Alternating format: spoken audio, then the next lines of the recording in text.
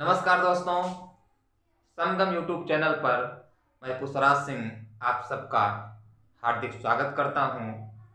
दोस्तों, हम लोग संधि का अध्ययन कर रहे हैं और स्वर संधि के भेद, दीर्घ संधि का अध्ययन हम लोग कर चुके हैं। आज हम लोगों को गुण संधि का अध्ययन करना है। तो संधि मित्रों, हम आप लोगों को सरल से सरल तरीके से समझाने का प्रयास करूंगा। आप लोगों को अगर ये वीडियो अच्छी लगे तो आप लोग इस वीडियो को अपने दोस्तों तक शेयर करें, ताकि आपके माध्यम से उनको भी एक अच्छी शिक्षा मिल सके।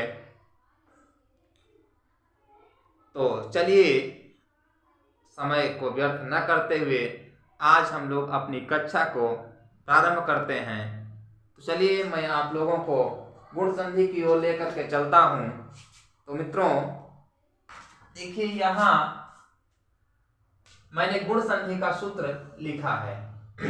आदगुणः, ये जो आदगुणः है, ये गुण संधि करने वाला सूत्र है। आदगुणः क्या है? आदगुणः गुण संधि करने वाला सूत्र है। एक गुण संज्ञा करने वाला भी सूत्र होता है, आदेंग गुणः। आदेंग गुणः गुण संज्ञा करने वाला सूत्र होता है, और ये आदगुणः गुण संधि करने वाला सूत्र है। हम लोगों को आज गुण संधि पढ़ना है, तो ये आदगुणः जो है ये गुण संधि करने वाला सूत्र है। चलिए, हम लोग इस सूत्र का सूत्रार्थ देखते हैं। ये आदगुणः सूत्र क्या कहता है? आदगुणः सूत्र ये कहता है कि आ या आ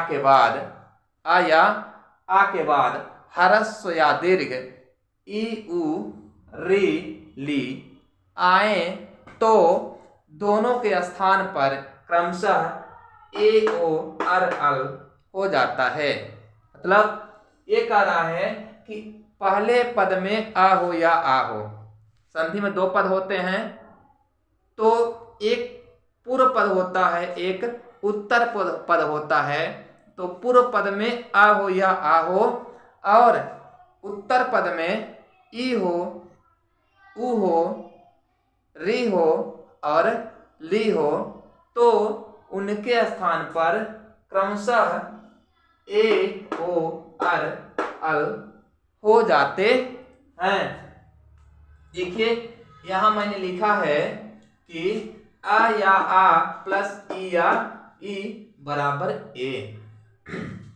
आ या आ प्लस ई या ई बराबर ए। आ या आ के बाद ई या ई आएगी तो ए हो जाएगा। आ या आ प्लस उ या उ, पहले पद में इन दोनों में से कोई एक हो और दूसरे पद में इन दोनों में से कोई एक हो। अगर ऐसी कंडीशन आती है तो ओ हो जाएगा।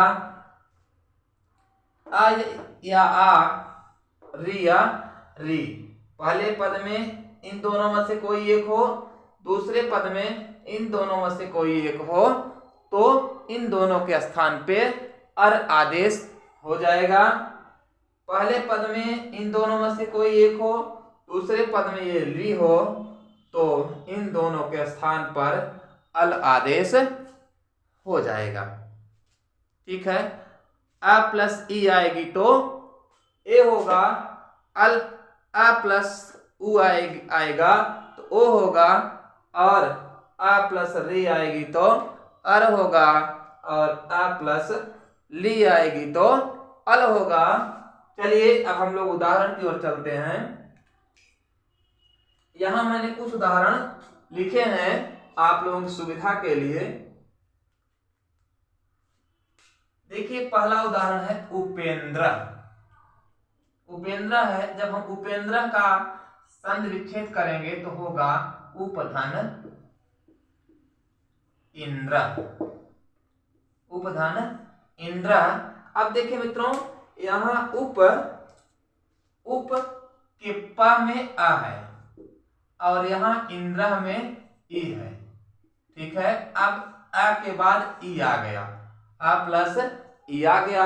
ये यही कह रहा है कि आ पहले आ या आ हो, इन दोनों में से एक हो, तो इन दोनों में से एक ये है, और दूसरे पद में प्लस के बाद क्या हो, इन दोनों में से एक हो, तो इन ए भी है। ठीक है, तो क्या होगा, ए होगा, तो यहाँ क्या हो जाएगा, यहाँ ए हो जाएगा। ठीक है, अब जब यहाँ उप के पास जब हम निकाल लिए आ, तो पा में हलंत लग गया, और यहाँ क्या बचा, यहाँ सिर्फ ग्रह बचा। फिर अब जब ये हमारा जो मिला है हमको, ये आ जो है इस पा पर आकर के लगेगा तो उपे बनेगा, फिर ये भी आकर के यहाँ लग जाएगा, तो उपेंद्र बन जाएगा। पूरा पद हमारा क्या बना, उपेंद्र बना। ठीक है, अब फिर देखिए जैसे लिखा है सुर धन ईशा, सुर धन ईशा। अब आप सुर के र में देखें तो आ है, और यहाँ ईशा में देखें तो ई है। अब देखिए मित्रों, यहाँ पहले वाले उदाहरण में दोनों ह्रस्व थे, और यहाँ एक ह्रस्व है और एक दीर्घ है ना, तो घबराने की बात नहीं है, तब भी वही होगा, क्या, ए ही होगा, चाहे ह्रस्व आए चाहे दीर्घ आए, बस ई होना चाहिए बाद में, पहले अ होना चाहिए, तो ए ही होगा। अब देखिए यहाँ ये है, जब सुर के र से निकाल लिए र, तो र में हो गया हलंत, जब सुर के र से अ निकाल लिए तो र में हलंत हो गया, और यहाँ से ई निकाल लिए तो यहाँ सिर्फ क्या बचा, ये शाह बचा। ठीक है, अब इस ई और इस अ के स्थान पर ए हो गया, तो ये ए जो है इस र पे आके लग जाएगा, तो बन जाएगा सुरे। फिर जो सह बचा है, ये सह भी यहाँ आकर के लग जाएगा। ठीक है, तो सुरेशा बन जाएगा। अब जैसे लिखा है महाधन ईश्वर, महाधन ईश्वर, महाधन ईश्वर लिखा है। अब देखिए इस महा में क्या है, महा में आ है, और इस ईश्वर में ई है। अब मित्रों देखिए दोनों क्या आ गए, अभी दोनों ह्रस्व आए थे, फिर एक ह्रस्व आया, एक दीर्घ आया, अब दोनों दीर्घ आ गए। जब दोनों दीर्घ आ गए तब भी वही होगा, क्या, ओ ही होगा, क्या होगा, ओ ही होगा, ओ ही होगा। जब ए ही होगा, चाहे ह्रस्व है चाहे दीर्घ आए, होगा क्या, ए ही, ए हो गया। अब फिर जब इस पद को बनाएंगे तो हमारा पद क्या बनेगा, इस मह, अब इस महा से जब आ निकाले तो मह बचा, मह में हलंत लग गया। ठीक है, और इस यहाँ से ई निकालते, यहाँ से इस स्वरह बचा। अब जब ए इस आ और इस ई के स्थान ए हुआ है, तो ये ए जो है यहाँ आके लग जाएगा। ठीक है, फिर ये स्वरह भी यहाँ आकर के लग जाएगा, तो बन जाएगा पूरा महेश्वरा। ठीक है, क्या लग जाएगा, महेश्वरा। अब देखिए तीन उदाहरण थे हमारे, क्या थे कि उपेंद्र, सुरेश और महेश्वरा। ठीक है,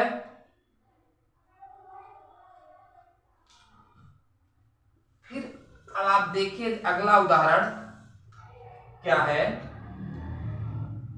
अगला उदाहरण है, जैसे लिखा है महाधन उत्सव, महाधन उत्सव। अब देखिए इस महा के हा में आ है और यहाँ उ है, अब आ के बाद उ आ गया, क्या आया, आ के बाद उ आ गया, आ के बाद उ आ गया। अब आ के बाद उ आ गया तब क्या होगा, आ के बाद उ आया है तो क्या होगा, ओ होगा, आ के बाद उ आएगा तो ओ होगा, ओ हो गया। अब फिर पद बना लें आप, जब महा के हा से जब आ निकाल लिए तो यहाँ हम हा में हलंत लग गया, और यहाँ सिर्फ क्या बचा है, स्वह यहाँ बचा है, स्वह। और फिर ये ओ जो है इसी ह में आके लगेगा तो महो बनेगा, जिसका हलंत हट जाएगा, फिर ये भी आकर के यहाँ जुड़ जाएगा तो महोत्सव बन जाएगा। ठीक है, महोत्सव बन जाएगा।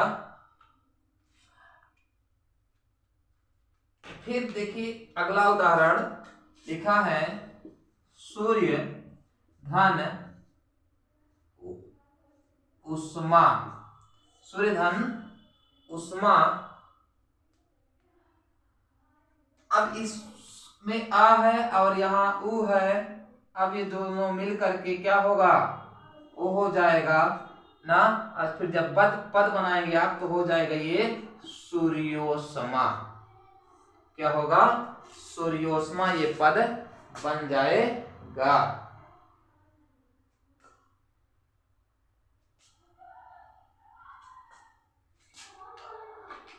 अब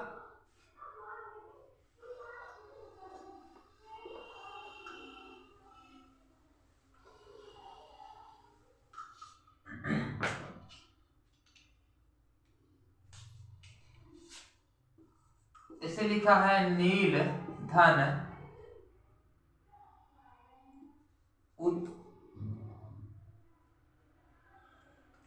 उत्पलम, नील धन उत्पलम। अब देखिए नील धन उत्पलम है। अब आप देखिए नील के ल में आ है और यहाँ उ है, यहाँ क्या है, यहाँ उ है। अब ये दोनों मिल करके क्या होगा, ओ हो जाएगा। जब ओ हो जाएगा फिर जब ये पद बनाएंगे आप, जब ये पद बनाएंगे तो हो जाएगा नीलोत्पलम। क्या होगा, नीलोत्पलम हो जाएगा। ठीक है, अब अगला उदाहरण जो है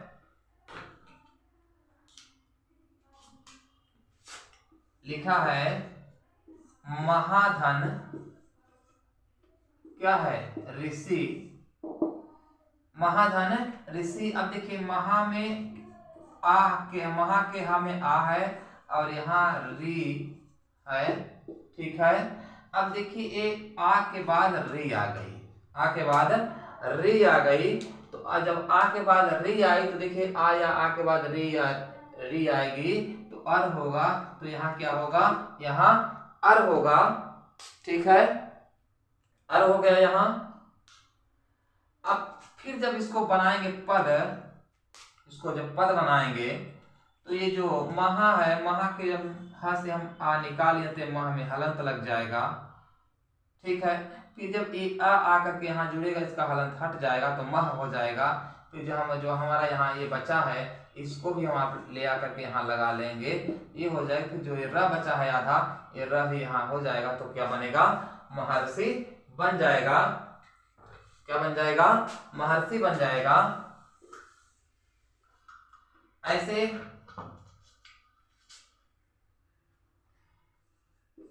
वेद धन ऋचा जैसे है, वेद धन ऋचा है। अब जब वेद धन ऋचा है तो अब ये वेद जो है, इस वेद से में आ है और इस ऋचा में से हम री ले लेंगे। इस आ और इस री के स्थान पे अर क्या होगा, अर हो जाएगा, अर हो जाएगा। जब अर हो जाएगा तो अब यहाँ वेद से जब द निकाल लिए हैं तो इस द में हलंत लग गया। जब हलंत लग गया और यहाँ सिर्फ चह बचा है, यहाँ से री निकाल लिए हैं। ठीक है, तो ये आ जो है, ये आ फिर से आकर द में लगेगा तो द का हलंत हट जाएगा। और फिर यहाँ से हम क्या करेंगे, ये चह को उतार लेंगे तो वेदचह हो गया। फिर जो र है हमारा र यहाँ लग जाएगा तो ये वेदचह बन जाएगा। क्या बन जाएगा, ये वेदचह बन जाएगा। ठीक है, क्या बना, वेदचह बना। ठीक है, अब अगला उदाहरण है मव धन लिकार, मव धन लिकार। अब देखिए क्या आया, अब मव के वा में आ है और यहाँ ली है। अब आ के बाद क्या आई? ली आ गई। आ के बाद ली आ गई। जब आ के बाद ली आ गई तो क्या होगा? आ या आ के बाद ली आए तो अल होगा, तो यहाँ अल हो जाएगा। जब अल हो जाएगा तो यहाँ म के व में हलंत लग गया और यहाँ सिर्फ क्या बचा? यहाँ से ली निकाले तो यहाँ सिर्फ कारह बचा। ठीक है, अब फिर ये हमको जो अल प्राप्त हुआ है, ये अल हम यहाँ ले आके जोड़ेंगे तो ये अ जो है ये व में जुड़ेगा तो व का हलंत हट जाएगा और फिर जो आधा है हम आधा लिख लेंगे। जो कारह है इस कारह को यहाँ जोड़ लेंगे। ठीक है, ये कारह आप जोड़ लेंगे। अब ऐसे ही एक और है इसी तरह का उदाहरण, तावल कारह। अब इसका क्या करना है? संधि विच्छेद करना है। जब इसका संधि विच्छेद करेंगे तो तव लकारह का संधि विच्छेद होगा तव धन लिकारह। तव धन लिकारह। अब इस तव के व में आ है और यहाँ ली है। अब ये दोनों वर्ण जब मिलेंगे तो दोनों वर्णों के मिलने से क्या होगा? इन दोनों वर्णों के स्थान पर हमें अल प्राप्त हो जाएगा ना। इन दोनों वर्णों के स्थान पे अल प्राप्त हो गया। अब यहाँ जो तव था एक व में हलंत लग गया। जब हलंत लग गया तो ये आ करके यहाँ जब जुड़ेगा इसका हलंत हट जाएगा। इसका हलंत जब हट जाएगा फिर ये जो ल बचा हम इस ल को भी यहाँ लिख लेंगे। फिर जो यहाँ कारह हमारा बचा है कारह भी यहाँ आ जाएगी। ठीक है, तो ये तवल कारह हो गया। ठीक है मित्रों, तो ये रही आपकी आज की गुण संधि। ठीक है, और आप ये ध्यान दें कि अगर आपको मान लो गुण संधि भूल गई है तो कोई बात नहीं। अगर आप कहीं ऐसे देखें और कहीं ऐसे, ये दो चीज आप याद कर लें।